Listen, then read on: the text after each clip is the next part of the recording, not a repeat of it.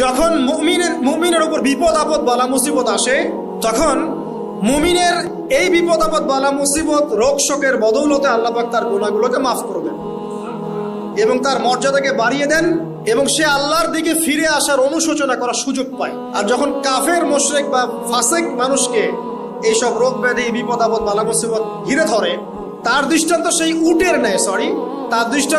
উটের ন্যায় যে উটটাকে তার মালিক বেঁধে রেখেছে, এরপর ছেড়ে দিয়েছে। সে উটটা বুঝতেও পারলো না কেন তার মালিক তাকে বেঁধে রাখলো আর কেনই বা তাকে ছেড়ে দিল। কথাটা কি বুঝতে পারছেন? যারা আল্লাহ দ্রোহী, তাদের উপর যখন বিপদ আপদ বালা মুসিবত আসতে থাকে, তারা বুঝে না যে কি জন্য আসলো আর কেন চলে গেল। কিন্তু মুমিন ব্যক্তি যারা মুসলিম, আল্লাহর অনুগত, তাদের বিষয়টা হচ্ছে এমন বিপদ আপদ বালা মুসিবত রোগ ব্যাধি তাদেরকে আল্লাহর দিকে ফিরিয়ে নিয়ে আসবে। এই যে পৃথিবীতে নামিয়ে দেয়া, এরপর আল্লাহর পক্ষ থেকে ঐশী গ্রন্থগুলো পাঠানো, নবী রসুল পাঠানো, আলেম ওলামা পাঠানো, আপনাকে হায়াত দেয়া, আপনাকে রিজিক দেয়া, এই শ্বাস নেওয়ার ক্ষমতা দেয়া, আপনাকে জ্ঞান বুদ্ধি দেয়া, বিবেক দেয়া, 3 বেলার খাবার, পোশাক, স্ত্রী সন্তান, কি দেয়নি আল্লাহ রাব্বুল আলামিন।